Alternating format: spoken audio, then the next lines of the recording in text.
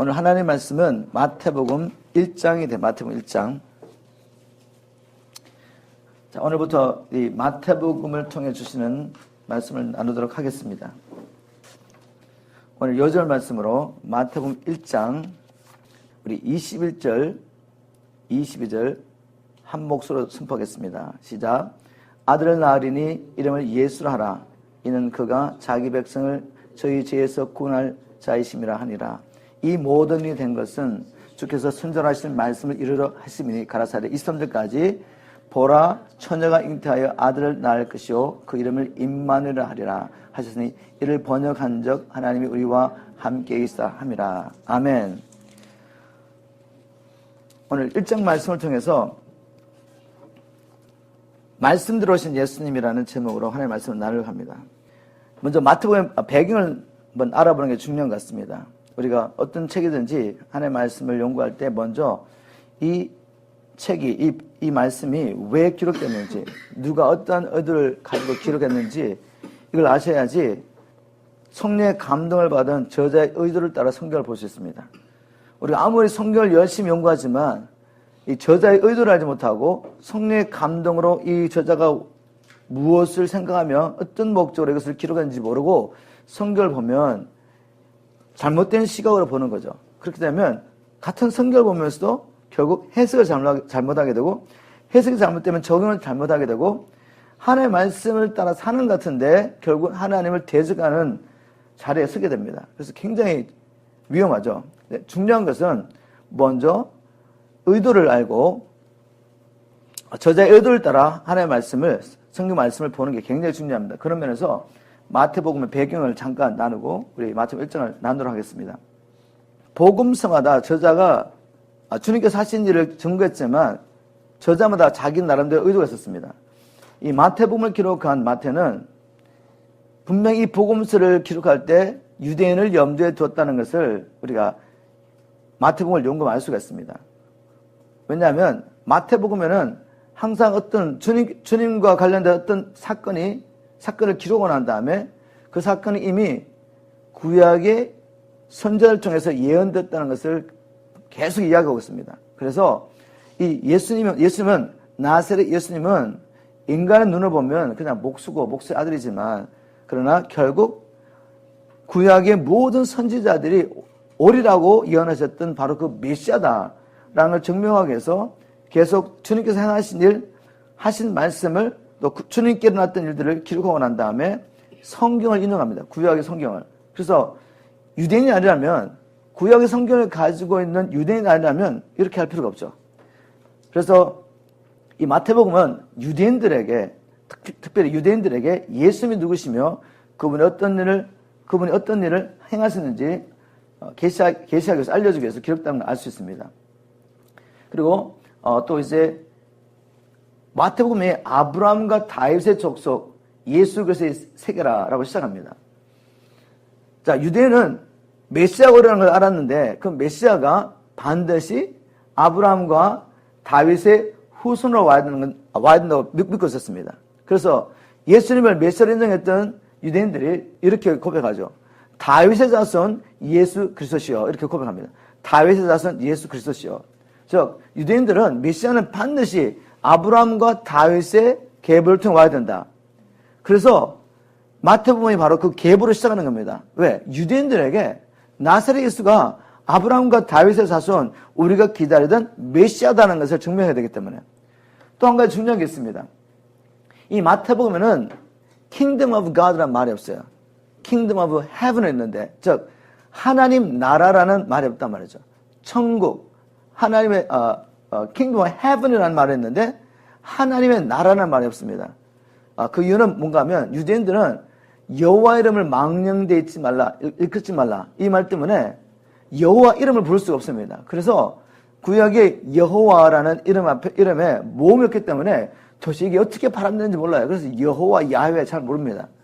그래서 이 마태는 그런 유대인의 이 관념을 생각하면서 Kingdom of God라고 말하지 않고 Kingdom of Heaven으로 한 거죠. 자, 이것만 봐도 마태복음은 유대인들을 염두에 두고 마태가 이 복음서를 기록했구나라는 걸 알 수 있습니다. 자, 그리고 또 마태복음을 보면 다섯 번의 설교가 나옵니다. 긴 설교가. 그 설교를 예수님께서 누구에게 하는 것을 기록했냐면 바로 제자들에게 하신 말씀을 기록했습니다. 5번이나. 우리가 잘 아는 산상수훈. 많은 사람들이 주님께 모였지만 그 많은 사람들 중에 5장에 보니까 제자들이 주님 앞에 나갔을 때 주님께서 5장부터 7장에 산상수훈을 하신 거죠. 그래서 이 메시지도 제자들 향한 주님의 메시지였습니다. 그리고 10장에 또 긴 메시지가 나오는데 그것은 바로 제자들을 파송하며 주님께서 하신 말씀이죠. 그리고 13장에 이제 천국 비유에 대한 말씀도 무리들에게 천국 비유를 말씀하시고 난 다음에 해석을 하지 않습니다. 나중에 제자들이 주님 그 비유 의미가 무엇이죠? 라고 물었을 때 제자들에게만 천국은 이런 것이라고 천국 비유를 설명해 주셨습니다. 그리고 18장에도 제자들이 와서 주님 천국에서 누가 큽니까? 라는 질문을 하게 되고 또 나중에 베드로가 주님 형제가 내게 죄를 지면 몇 번을 용서해야 됩니까? 라는 이 질문에 대한 답변으로 18장이 기록됐죠. 제자들이 주신 메시지. 그리고 마지막으로 5번째 메시지가 바로 이제 엔타임에 대한 이야기인데 그때도 4명의 제자들이 주님 앞에 나갑니다. 물론 마태복음에는 그 4명의 제자들 이름이 나왔지 않지만 마가복음 13장 3절에 가보면 똑같은 사건 예루살렘 성전의 멸망을 주님께서 예언했을 때 4명의 제자들 베드로, 안드레, 야고보, 요한 이 4사람이 주님 앞에 나가서 주님 언제 이런 일이 있겠습니까? 예루살렘 멸망을 주님께서 예언하셨는데 언제 이런 일이 있겠으며 마지막 때의 징조가 무엇입니까? 라고 4명의 제자가 묻습니다. 그에 대한 답변을 얻어 주님께서 마태복음 24장, 25장을 이 긴 설교를 하신 것이죠. 자, 그리고 마지막에 보면 이제 제자들에게 주님께서 지상 명령하시죠. 하늘과 땅의 모든 권세를 내게 주었으니 그러므로 너희는 가서 열방을 제자 삼으라는 말은 마가복음, 누가복음, 요한복음은 없습니다. 물론 이제 마가복음과 누가복음에 가서 만민에게 복음을 전파해라. 그리고 너희들은 나의 증인이다 이런 말씀이 계시지만 가서 열방을 제자 삼으라는 말은 없단 말이에요. 마태는 그걸 이야기한 거죠. 그래서 이 마태복음은 결국 종합적으로 보면 마태가 이 마태복음을 기록할 때 마음에 제자들을 위한 매뉴얼로 이걸 기록한 것입니다. 제자들에게 제자의 도를 이어가며 주님께서 하신 복음과 그리고 제자의 주신 이 사명, 명령을 기록하면서 제자들을 위한 매뉴얼에서 기록한 것이다 라는 걸 알 수 있습니다. 자, 그리고 이제 이 마태복음은 이제 크게 두 부분으로 나눌 수 있습니다. 이제 구절을 보면 두 부분 나눠지는데 이 두 부분이 나눠지는 분기점이 어디냐면 예수님께서 가이사랴 빌보에 갔을 때 사람들이 나를 누구라 하느냐라는 질문이 있습니다. 그 질문의 답변으로 베드로가 주는 그리스도시요 살아계신 하나님의 아들입니다 라고 고백하죠. 그래서 그 사건을 중심으로 해서 앞부분은 나사렛 예수가 누군가를 알려주는 데 초점이 있습니다. 주님께서 하셨던 말씀과 기적들을 통해 가지고 성경을 인용하면서 이미 선지자들이 이렇게 예언했는데 나사렛 예수가 이렇게 이루셨다. 계속 예수가 누군가를 보여주는 거죠.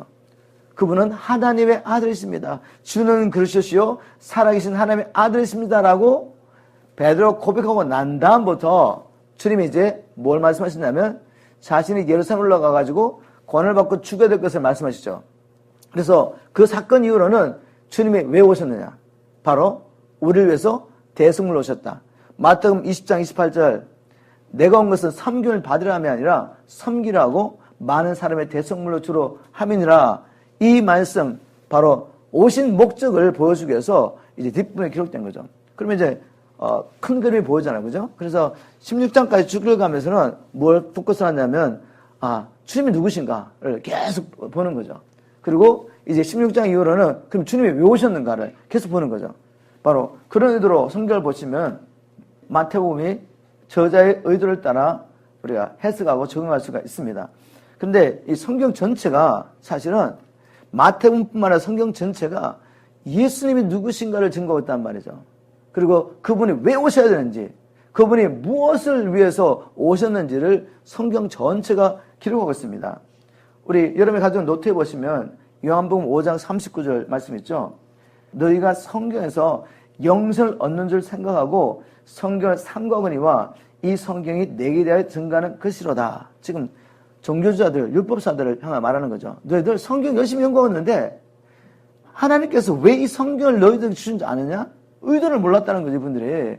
의도를 모르고 자기 생각 가지고 성경을 보니까 시각이 잘못되니까 아무리 성경을 많이 외우고 연구를 하고 이 말씀을 가르치고 살려고 노력하지만 시각이 달랐기 때문에 결론이 다르게 나오는 거죠. 성경을 가지고 오히려 하나님의 뜻을 대적하는 사례에 서 있는 거죠. 하나님의 말씀을 가지고 지식의 열쇠를 가지고 있으면서도 이걸 가지고 잘못 해석해 버리니까 하나님을 간절히 찾는 사람까지도 이 말씀을 가지고 오히려 잘못 풀어가지고 하나님 찾아가지 못하도록 막아버리는 거죠. 아주 무서운 일이 납니다.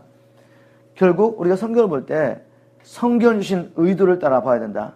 모든 성경은 결국 예수 그리스도를 통해서 하나님 어떻게 우리의 구원을 이루시고 하나님 나라를 완성해 가시는지를 보여주고 있는 것입니다. 누가복음 24장 25절 27절 또 노트했습니다. 그러다 보니까 이제 배경은 뭔가 하면 이제 제자들이 예수님이 죽으시고 부활하셨다는 얘기를 들었는데 그걸 믿지 않고 자기 고향으로 돌아가고 있을 때 주님이 길가에 나타나셔가지고 엠마오로 가는 두 제자들과 함께 대화를 하시는데 예수님께서 너무 답답해 하시면서 이제 모든 성경을 열어가지고 얘들아 성경에 메시아가 권한을 받고 죽고 삶 안에 살아나야 된다는 이야기였는데 너희들 왜 믿지 않느냐? 라는 이 배경 가운데서 누가복음 24장 25절부터 27절을 보면 가라사대 미련하고 선지자들의 말한 모든 것을 마음에 들이 믿는 자들이여 그리스도가 이런 권한을 받고 자기 영광에 들어가야 할 것이 아니냐 하시고 이에 모세와 이 말은 율법과 및 모든 선지자의 글로 시작하여 구약 성경 말씀을 이야기하는 겁니다. 모세와 모든 선지자의 글로 시작하여 모든 성경에 쓴 바 자기에 관한 것을 자세히 설명하시니라. 모든 성경이 누구에 대해서 쓴 거라고요? 바로 자기, 예수님에 대한 것입니다. 그래서 우리가 마태복음뿐만 아니라 모든 성경을 바로 그런 시각을 통해서 봐야 되죠. 하나님께서 예수 그리스도를 통해 뭘 하고 계신가?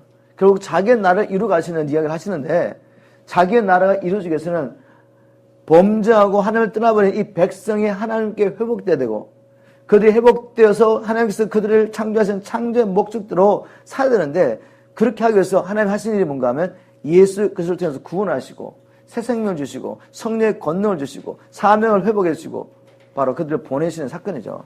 그런 이런 이야기가 이제 성경 전체의 요약입니다. 요약. 바로 이런 시각을 가지고 성경을 보셔야 합니다. 그래서 여러분 이제 우리 M3 처치에 다니는 동안에는 이제까지 여러분들이 어떤 시각을 가지고 성경을 봤든지 그 시각을 바꾸지 않으면 여러분 삶의 변화가 별로 없을 겁니다. 그런데 시각이 바뀌었는데 이 성경이 다르게 보인단 말이죠. 성령께서 감동하시고 기록하게 하신 목적대로 성경을 보기 시작하면 말씀이 살아나면서 성령께서 이 말씀을 통해 우리 가운데 역사를 하십니다. 근데 똑같은 성경이지만 시간을 많이 보내지만 하나님의 의도를 따라 보지 않으면 성령이 역사할 이유가 없잖아요. 그죠? 그러나 자기가 감동하시고 기록하게 하신 목적대로 성경을 보기 시작하면 성령님이 이제 우리가 성령님과 동의했기 때문에 성령이 역사하기 시작합니다.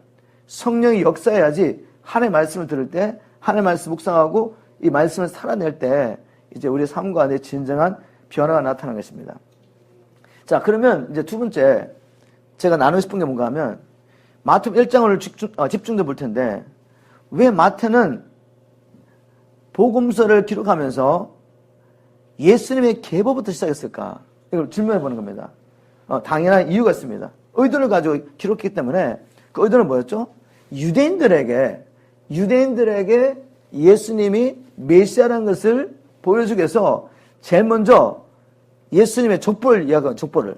왜냐하면 유대인들은 제가 조금 전에 말씀한 것처럼 유대인들은 메시아는 반드시 아브라함과 다윗의 후손으로 와야 된다는 것을 알고 있었기 때문에 바로 나사렛 예수가 족보를 따져봤더니 아브라함과 다윗의 후손인 것을 증명한 것입니다. 우리 한번 여러분 노트에 있는 성경 구절을 좀 보겠습니다. 창세기 22장 18절에 보면 하나님께서 아브라함에게 이렇게 약속하셨습니다. 창세기 22장 18절에 또 내 씨로 말미암아 천하 만민이 복을 얻으리니 이는 네가 아브라함이 나의 말을 준행하였습니다 하셨다니라. 자, 내 씨, 아브라함의 씨에 대한 이야기가 아브라함의 씨. 바로 이 아브라함의 씨가 누군가 하면 메시아입니다. 내가 메시아를 너의 후손 가운데 보내겠다는 겁니다. 그래서 그 씨로 말미암아 천하 만민이 복을 받는 이유가 뭐겠습니까? 세상적으로 우리가 부유하게 되고 뭐 영향력을 미치고 우리 이름이 창대하게 되고 뭐 이런 이야기 아니죠. 진정한 복은 예수 그리스도 안에서 우리가 구원을 받게 되는 것입니다. 우리가 이 구원을 받지 못하고 아브라함 안에서 죽게 되면 우리 죄로 말미암아 영원히 하나님의 진노를 받고 하나님과 우리가 분리돼야 되죠. 그래서 저 불못에서 영혼을 보내야 되는데 진정한 복이 뭐겠습니까? 열방의 소망, 예수 그리스도를 믿음으로 말미암아 우리가 제상을 받고 하나님의 자녀가 돼서 건설을 받고 이 땅에서 하나님과 동행하며 하나님 나라를 이루가는 하나님의 친백성 살다가 이제 그 나라가 임했을 때 영생과 함께 그 나라를 그리스도와 함께 아들이기 때문에 자녀이기 때문에 상속받는 것, 이것보다 더 큰 복이 어딨겠습니까? 바로 아브라함의 씨 후손을 통하여 메시아 올 것을 주님이 말씀했기 때문에 유대인들은 메시아는 반드시 아브라함 후손이 된다. 근데 아브라함이 또 낳은 아들이 많잖아요. 아브라함이 이삭만 낳은 게 아니라 이스마엘을 낳고 또 구두라를 통해 다른 아들을 낳았습니다. 이제 그러면 이 아브라함의 씨가 돼 누구냐? 이제 다윗까지 들어가죠. 다윗 세대가 되면 주님께서 사무엘하 7장 16절 말씀을 통해서 이렇게 선포하십니다. 이제 나단 선지자를 통해 다윗에게 말씀하시죠. 내 집과 다윗의 집입니다. 내 나라가 내 앞에서 영원히 보존되고 내 위가 영원히 경관이라 하셨다라. 자, 우리 이스라엘 다윗의 왕국이 무너진 거 아시잖아요. 그러면 이 말씀은 뭘까? 결국 하나님의 나라를 이해하는 거죠. 다윗 소선 가운데 메시아가 나와서 메시아 왕국이 이루어졌을 때는 이 나라는 다른 세상 나라와 다르게 결코 무너지지 않는단 말이죠. 그리고 이 나라의 백성들은 영원히 이 나라를 다스리며 누리게 될 것입니다. 그래서 이스라엘 민족들은, 유대인들은 메시아는 아브라함의 후손 가운데서도 다윗의 후손이 된다라는 것을 믿고 있었습니다. 또 예레미야 23장 5절에도 동일한 약속의 말씀이 있죠. 나 여호와가 말하노라 보라 때가 이르니 내가 다윗에게 한 의로운 가지를 일으킬 것이라. 그가 왕이 되어 지롭게 행사하며 세상에서 공평과 정의를 행할 것이며, 뭐 여러 선지자 말씀을 통해서 계속 반복해서 주님께서는 메시아는 아브라함과 다윗의 후손일 것이라는 말씀을 계속하셨습니다. 그렇기 때문에 유대인들은 메시아는 아브라함과 다윗의 자손이 된다는 것을 믿고 있기 때문에 마태는 나사렛 예수가 바로 이 계보를 통해 왔다는 것을 지금 마태복음을 기록한 처음에 이렇게 기록한 것입니다. 결국 예수님은 말씀대로 오신 분입니다. 예언하신 대로 오신 거죠. 아브라함과 다윗의 후손 오셨고 그 후에 예수님께서 초림하셨을 때 일어났던 많은 일들이 바로 성경에 기록된 대로 이루어진 것입니다. 만약 우리가 예수님께서 말씀대로 초림하셨다면 그분이 또한 말씀대로 재림하실 것을 여러분 믿으시죠? 말씀대로 재림하셔서 예수님은 말씀대로 우리를 심판하시지 여러분이 편리한 대로 믿고 있는 교리를 따라 심판하지 않습니다. 그걸 꼭 기억하셔야 돼요. 주님은 말씀대로 초림하셨고 그 초림하셨을 때 말씀대로 모든 일을 이루셨고 이제 동일하신 예수님은 말씀대로 오실 것이며 오셨을 때 이제 모든 사람을 심판할 때 그 심판이 하나님의 집에서 시작되는데 그 심판은 주님 말씀대로 이루어질 것입니다. 그렇다면 우리가 성경 말씀을 통하여 하나님 예수님께서 세우신 기준을 아셔야죠. 그게 뭐죠? 아버지의 뜻대로 행하지 않는 자는 아무도 하나님 나라 들어갈 수 없습니다. 불법을 행하는 자는 아무도 하나님 나라에 들어갈 수가 없습니다. 우리가 예수 이름으로 기적과 표적을 행한다 할지라도 예언하고 귀신을 내쫓는 능력을 행한 후에도 우리가 아버지의 뜻대로 즉 이제는 자신을 부인하고 우리를 창조하신 하나님의 창조의 목적대로 하나님을 우리의 주인으로 인정하며 그분의 복음과 그리스도를 사는 이 삶이 없었다면 우리를 보내신 이 땅에 보신 아버지의 뜻을 이루지 못한다면 우리는 하나님으로 들어갈 수 없다는 거예요. 이거 분명히 기억하셔야 됩니다. 거룩함이 없이는 아무도 주를 볼 수 없다고 했습니다. 히브리서 12장 14절. 그럼 거룩함이 뭐냐? 성경에 관한 거룩함이라는 것은 세상 사람과 구별된 것입니다. 그냥 금식하고 기도하고 구제하고 이게 아니단 말이죠. 만약에 그런 거룩함을 가지고 천국 갈 거면 바리새인들 다 들어가야죠. 근데 못 들어가잖아요. 거룩함이라는 것은 바로 이 세상 사람들과 구별돼 가지고 우리의 기쁨의 대상, 우리 인생의 목표, 이게 구별된 것입니다. 오직 복음과 그리스도를 위하여 하나님 나라를 꿈꾸며 아버지께서 창세전에 영원전부터 계획하셨던 그 일이 우리를 통해 이루어지도록 우리의 삶을 헌신하며 사는 것입니다. 그 가운데 우리가 아직도 온전히 성화되지 못해서 연약한 모습이 있고 쓰러지고 넘어지지만 이 일을 멈추지 않고 내 인생의 방향을 바꾸지 않고 바로 이 일을 위해서 우리가 이 좁은 길을 갈 때 지금 이것을 거룩함이라고 보는 것입니다. 믿습니까, 여러분? 이 말씀대로 심판하실 것입니다. 선한 일을 행한 자는 생명의 부활로, 악한 일을 행한 자는 심판의 부활로 나올 것입니다. 이 말씀대로 하나님은 이루어 가실 것입니다. 자, 이제 이 족보 가운데 잘 연구해 보시면 누가 누구를 낳고 할 때 아브라함이 이삭을 낳고 이삭이 야곱을 낳고 야곱이 유다를 낳고 이렇게 남자의 이름이 나오잖아요. 그죠? 중간중간 가다가 어떤 이름이 나왔냐면 여자 이름이 나와요. 여자 이름이 4번 나오면 4번. 근데 그 여자 이름들을 봤더니 별로 그 여자와 관련돼 가지고 경건한 일이 없어요. 영광성이 없단 말이죠. 자, 한번 보겠습니다. 첫 번째 3절에 보니까 유다는 다말에게서 베레스와 세를 낳고 라고 나왔는데 이 사건은 창세기 38장에 기록됐습니다. 자, 유다가 누군가 하면 야곱의 12아들 중에 4번째 아들이죠.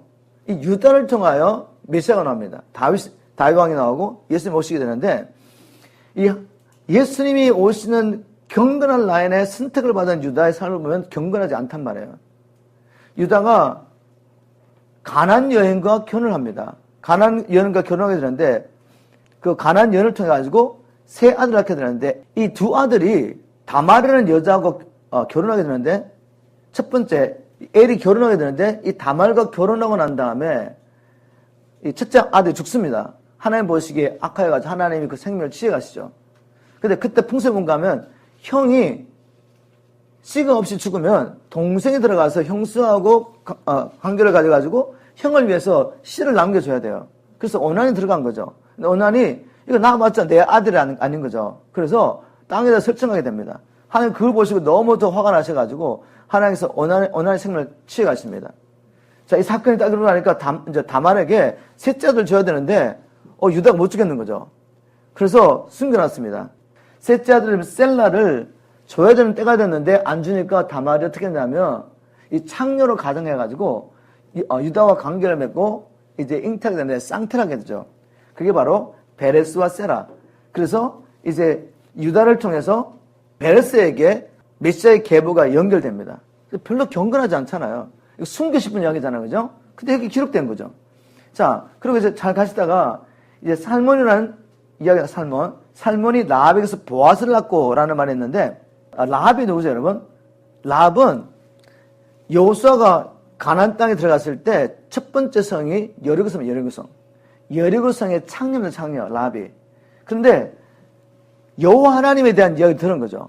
그리고 이 라합이 창녀였지만 여호와 하나님을 믿었습니다. 그리고 이 성이 무너질 걸 알았습니다. 하나님의 말씀대로. 그래서 이스라엘의 군사들을 정탐꾼을 숨겨주죠. 그 때문에 생명을 보존하게 되고 라합과 라합의 모든 가족들이 구원을 받고 이 라합이 정탐꾼 중에 한 사람 유다 사람하고 결혼하게 되는데 바로 그 사람이 살몬. 이 살몬과 라합이 결혼하여 보아스를 낳습니다. 보아스는 누군지 아시죠? 나중에 루시라는 또 이 모압 여인과 결혼하게 되죠. 그래서 이 라합도 별로 경건한 자매는 아니에요. 근데 그 믿음을 말미암아 성경에 신약 성경에 3번이나 이 사람이 믿음의 사람으로 이렇게 나옵니다. 라합이. 하나님 뭘 기뻐하시는 거 아시겠죠? 하나님 정말 기뻐하시는 게 우리가 하나님 믿는 믿음입니다. 물론 이제 라합은 이 살몬과 결혼하여 그렇게 뭐 창녀로 살았겠습니까? 여호와 하나님을 만나고 난 다음에 그렇게 살지 않았죠. 그래서 이 믿음의 조상이 됐습니다. 라합이. 자, 그리고 나중에 보아스가 결혼한 자매가 룻인데 룻은 모압 여자. 여러분 잘 아시는 것처럼. 그리고 또 4번째 나온 자매 이름이 바로 이제 밧세바인데 밧세바는 이름을 기록하지 않고 의도적으로 다윗은 우리 아내에게서 솔로몬을 낳고 이렇게 됐단 말이죠. 그래서 어떻게 되냐면 아시는 것처럼 우리아는 다윗의 충성된 신하인데 다윗이 혼자서 그냥 궁전에 앉았다가 심심해가 나가봤더니 우리아가 모욕하는 거 보고 그냥 이 우리아 아내를 데려와서 관계를 가지게 되는데 마침 또 임신했단 말이죠. 그 형이 알고 이걸 숨기려고 결국 이 우리아를 죽이게 됩니다. 전쟁터에서 간접 살인하게 되고 우리아 아내 밧세바를 데려와서 하게 되는데 제약으로 잉태되는 그 아이는 죽고 이제 결국 나중에 솔로몬 하나님께서 밧세바와 다윗의 관계에서 허락하시는데 이 솔로몬을 통해 하나님은 또 이제 메시아의 계보가 이어지는 거죠. 자, 이것을 보면서 하나님 왜 이런 이야기를 굳이 기록했을까? 다른 사람들은 와이프 이야기를 안 하잖아요. 그런데 꼭 이렇게 좀 별로 좋지 않는 이야기의 자매들은 이름이 다 나온 거죠. 자, 이걸 통해서 하나님께서 우리에게 주신 메시지가 있습니다. 메시아가 오는 이 일에 쓰임을 받았던 이 사람들도 자기의 공로나 자격으로 이 하나님의 역사 속에 들어간 게 아니라는 거죠. 하나님의 사랑과 하나님께서 이렇게 행하시기를 기뻐하시는 뜻 안에서 그대로 들어간 것입니다. 똑같이 우리가 지금 하나님의 구원의 역사에 들어가서 주님 오신 그날까지 주님과 동행하며 하나님의 자녀로서 하나님의 선한 일 열심히 하면서 하나님의 나라를 이루갈 수 있는 것이 우리의 자격과 우리의 공로에서 된 게 아니라는 거죠. 그냥 사랑하심으로 에베소 1장에 나오지만 하나님의 사랑하심으로 또 우리를 자기 자녀 삼으신 것을 기뻐하심으로 택하심으로 그냥 된 겁니다. 우리가 일을 한다면 우리가 주님 앞에 쓰임받으며 주를 위해서 살게 될 때 주님 내가 이렇게 사니까 주님 이제 뭔가 해주십시오. 내가 하나님 앞에 헌신하며 주를 위해서 사는 이 삶을 통해서 뭔가 주님 앞에 기대할 수는 없는 겁니다. 그리고 또 우리가 우리 삶 가운데 주님을 믿으면서 주님을 믿고 순종을 쫓아가는데 불구하고 여러 가지 어려운 일이 많잖아요. 그 어려운 가운데서도 우리는 무엇 때문에 기뻐하죠? 무엇 때문에 감사하죠? 내가 주님 안에 있다는 거. 우리 지금 헬렌 사모 이제 한 주 동안 정말 이렇게 힘들어하면서 우리 아이들도 힘들어하고 우리 세라도 이제 휴가 나왔잖아요. 휴가를 나왔는데 병원에서 지금 지르고 있는 거죠. 그런 가운데 우리가 늘 고백한 게 있습니다. 얘들아, 우리가 하나님 앞에 지금 감사할 수 있는 이유가 뭔지 아냐? 특별히 우리 이제 알린이 지금도 너무 머리가 아파가지고 어젯밤에도 막 와가지고 아빠 기도 좀 해달라고. 그리고 아빠 내일 교회 가서 아프면 엄마한테 내가 늘 기도를 부탁하는데 엄마가 없으니까 이제 아빠한테 가야 돼? 뭐 이런 심각하게도 이야기하는 거죠. 이 아이를 놓고 제가 이렇게 이야기합니다. 알린, 우리 하나님은 신실하셔서 네게 말씀한 걸 다 이루실 거야.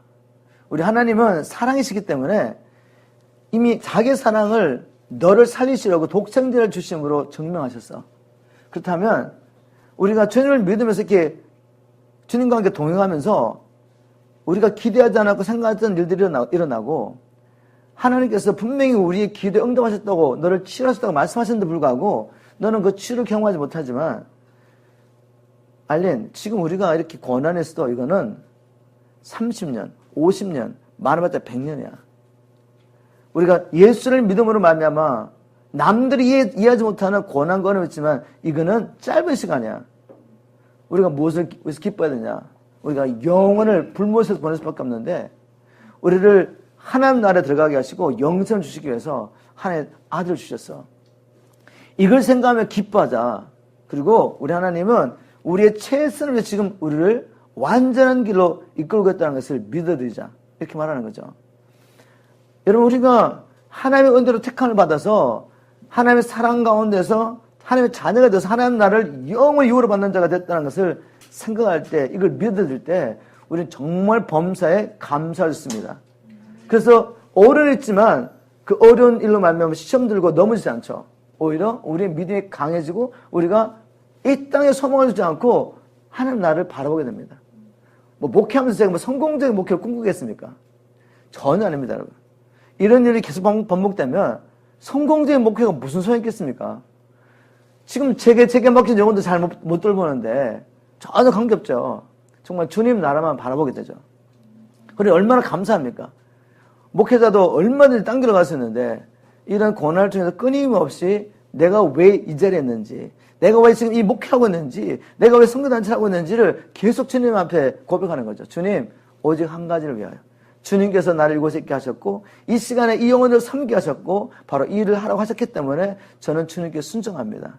주님 반드시 이 모든 일을 통하여 주님의 뜻을 이루시고 주님 영광을 받아주십시오. 이렇게 고백하시는 것입니다. 우리가 족보만 봐도 이렇게 하나님의 은혜가 보이는 거죠. 하나님의 사랑이 보입니다. 자, 이제 16절 말씀을 보겠습니다. 16절 말씀 보면 예수님은 오시리라 예언되었던 여인의 옷인 것을 알 수가 있죠. 16절에 보니까 족보를 쭉 나오다가 이제 마지막에 와서 16절에 야곱은 마리아의 남편 요셉을 낳았으니 이제 족보가 이제 아브라함부터 시작해 쭉 내려와가지고 다윗을 지나가지고 그럼 이제 계속 내려왔던 대로 하면 어떻게 되죠? 요셉은 예수를 낳았느니라 이렇게 되잖아요. 근데 그게 그렇게 되지 않았단 말이죠.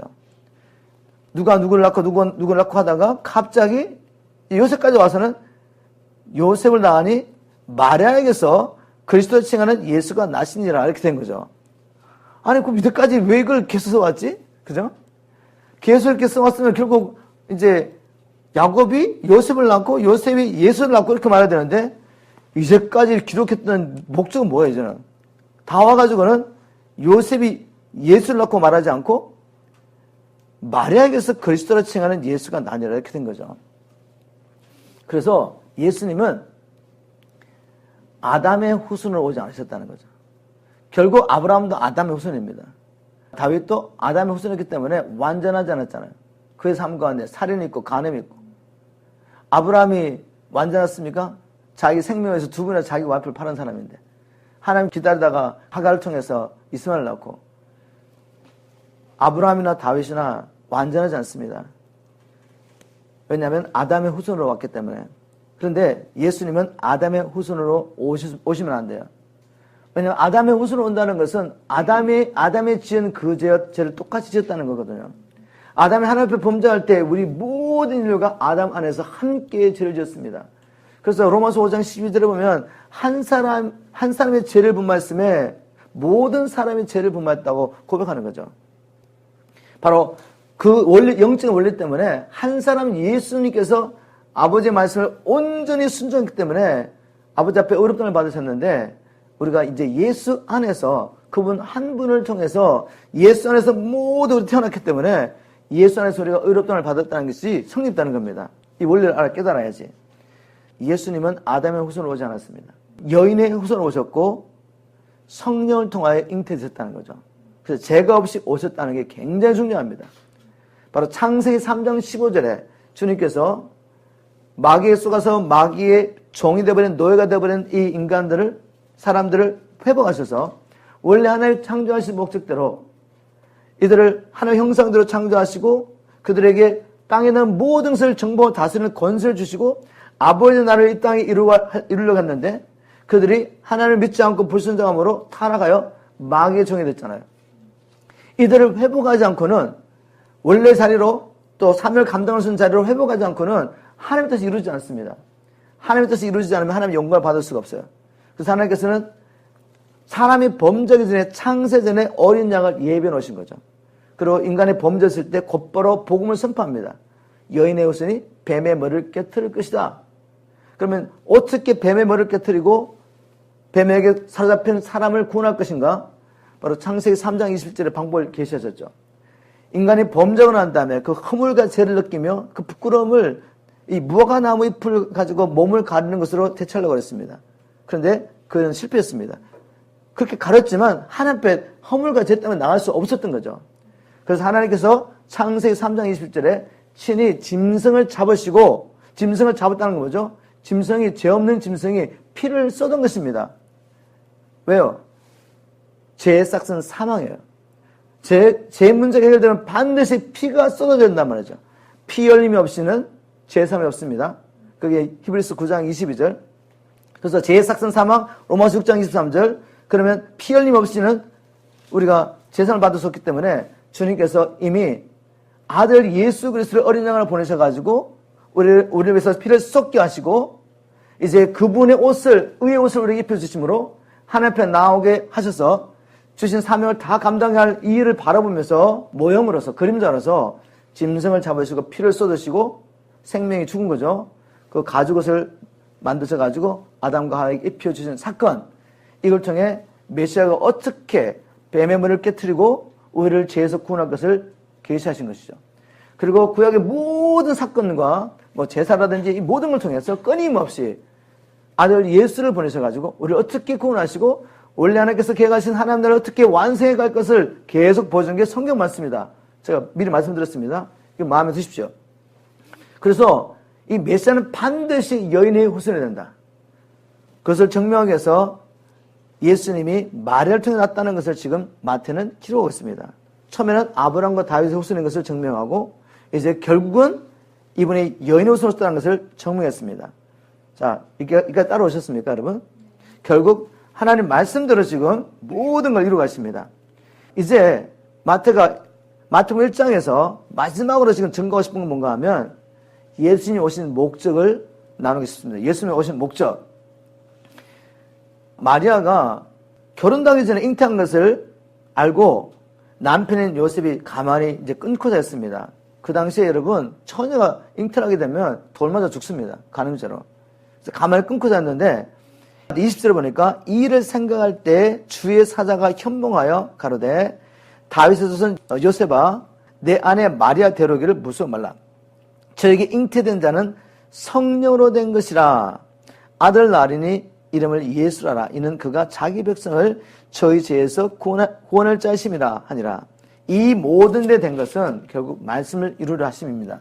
바로 이사야 7장 14절에 보라 처녀가 잉태 아들을 낳을 것이요 그 이름을 임마누엘 하리라 하셨으니 이를 번역한 적 하나님이 우리와 함께 계시담이라.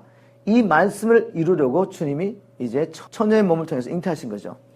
자, 천사가 이제 요셉에게 이렇게 아내가 될 마리아가 지금 성령을 통해 잉태했고 그 안에 잉태된 생명은 하나님의 약속을 이룰 메시아라는 것을 이야기했습니다.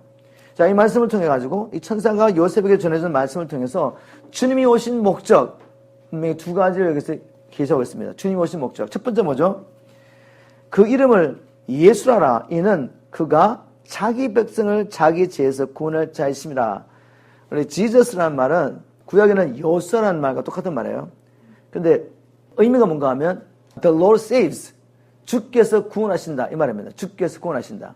예수님의 이름이 바로 그분이 오신 목적이죠. 목적을 이해하는 거죠. 자기 백성을 구원할 자라 이 말입니다. 예수란 말이.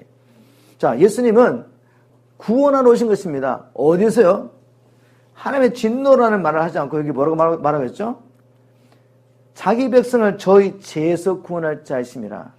우리 예수님은 앞으로 장차는 우리를 하나님의 진노에서 구원하실 것이지만 먼저 허락하실 구원은 뭔가 하면 죄에서 구원하시는 것입니다. 이걸 믿으셔야 돼요. 자, 우리 예수님 이 땅에 오셨는데 뭐하러 오셨다고요? 우리를 죄에서 구원하러 오신 겁니다. 죄에서 구원한다는 말은 다른 말로 하면 죄의 권세에서 또 다른 말로 하면 마귀의 종된 이 상태에서 우리를 구원하러 오신 겁니다. 아멘. 그래서 여러분이 만약 정말 성령의 계시를 통해 예수가 나의 구원자인 것을 믿는다면 그 믿음의 증거가 무엇으로 나타나야 되죠? 죄에서 구원받은 삶으로 나타나야죠. 죄에서 구원받으면 어떻게 사느냐? 죄에서 구원받기 전에 어떻게 살죠, 우리가? 교회 다닐 수 있습니다.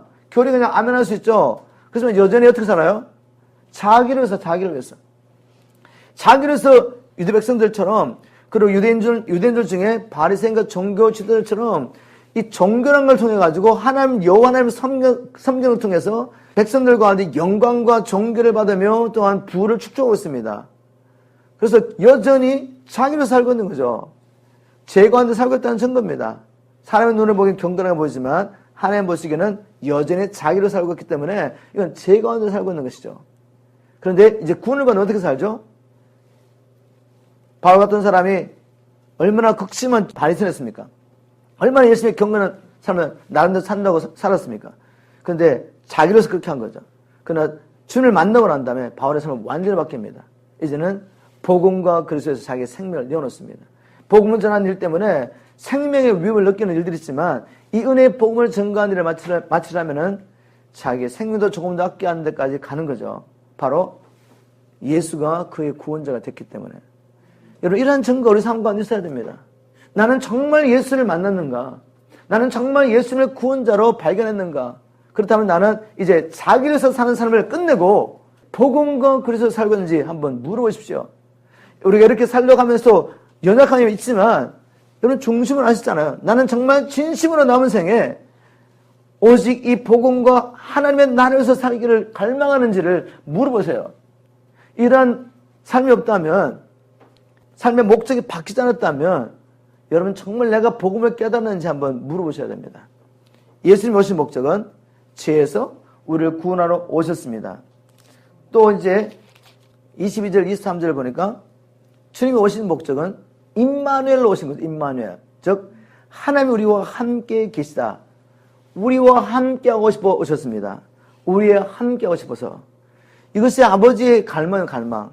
우리 모두가 한때 아버지와 얼굴과 얼굴을 대하며 교제했던 때가 있습니다. 아담 안에 있을 때. 아담이 범죄하기 전에 에덴에서 우리는 하나님과 함께 했습니다. 그리고 하나님께서는 자기 형상을 따라 지음을 받은 우리를 보시면서 얼마나 기뻐하시는지 몰랐어요.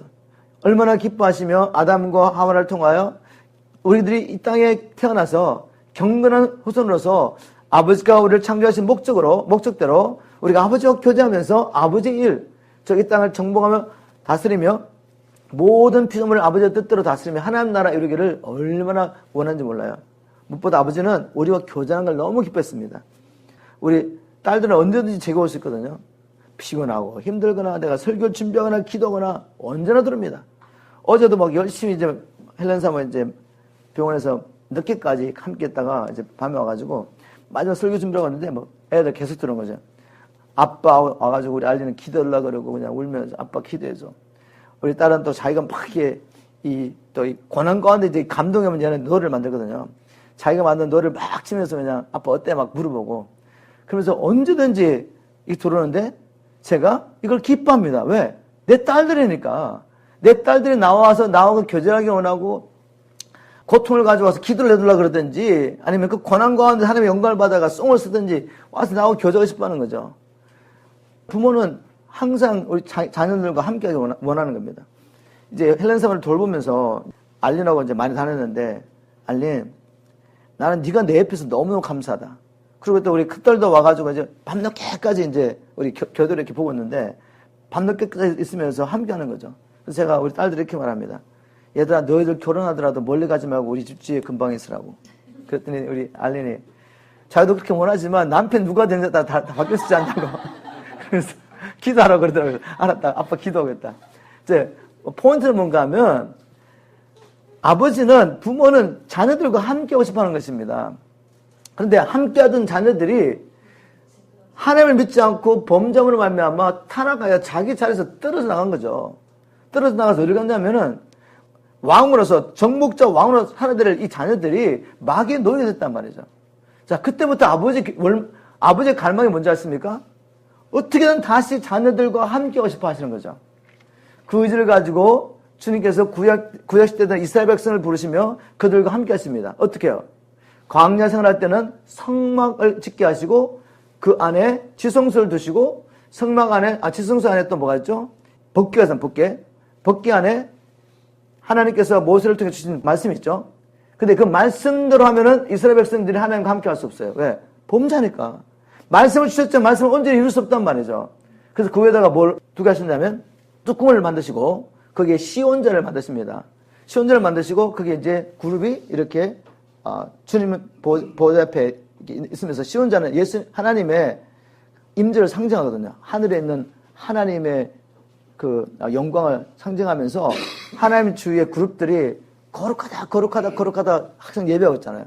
그 모습을 그대로 이제 그림자로 이렇게 시온자를 만들어 놓으시고 대제사장이 1년에 한 번씩 피를 갖고 와서 자기 죄와 백성의 죄를 용서받기 위해서 피를 뿌립니다. 피를 시온자에다가 피를 뿌리면은 바로 죄가 용서됨으로 하나님의 백성이 계속 하나님과 교제할 수가 있는 거죠.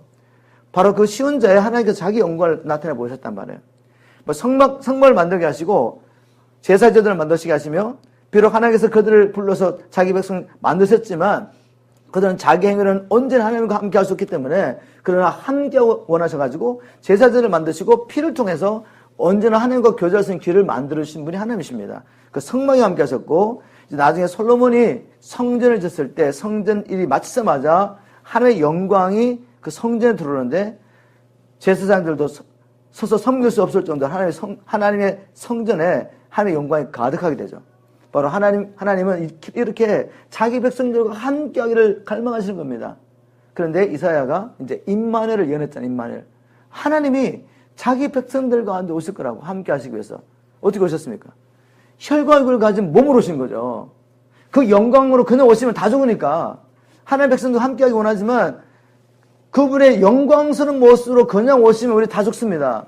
그래서 혈과 육을 가진 몸으로 창조자 하나님이 하늘과 땅과 바다와 그 가운데 충만한 모든 걸 창조하시고 지금도 영광 가운데 천사들의 예배를 받으신 이 하나님이 자기 백성과 함께하기 위해서 혈과 육을 가진 몸으로 어린아이의 모습으로 나사렛 땅에 그 몫으로 오셨단 말이죠. 근데 자기 백성이 알아보지 못합니다. 그럼에도 불구하고 하나님은 그들 가운데 하나님의 백성 가운데 거느려 다니셨던 거죠. 그리고 이 땅에 오신 목적대로 우리와 영원히 함께할 길을 마련하기 위해서 죄 문제를 해결하셔야 됩니다. 마귀의 권세는 우리를 자기의 백성 삼으심으로 우리와 함께할 수 있는 길을 마련하셔야 되죠.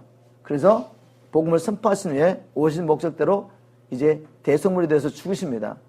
그래서 우리 죄 문제를 해결하시죠. 그리고 죄값을 지불하고 끝나는 것이 아니라 이제 마귀의 권세를 깨트려야 되잖아요.